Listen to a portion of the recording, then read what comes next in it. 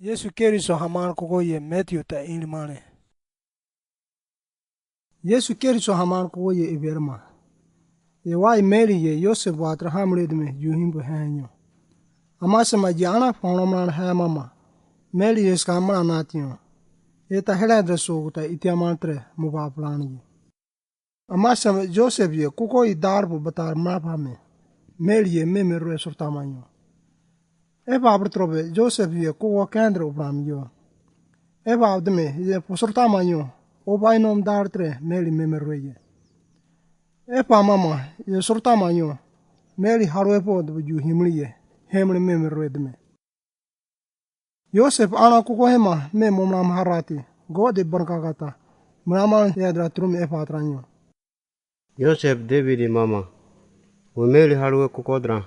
Az sigem to gotemia. Albrati ye heladru sokota itiamantre muba furabo. Ebedeme ye tabo mosman hamurpe. Eblati wotabo hiye Yesu sepelipe. Albrati ye tabo ye obaye yibotalmane drutre elpo angidra. Moyamarpe.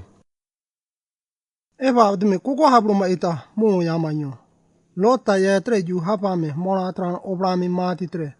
Atraman kogota mikade drbodbame. Adbrati yeta epa atruapo. Iplano oplam koko yiriane tapo.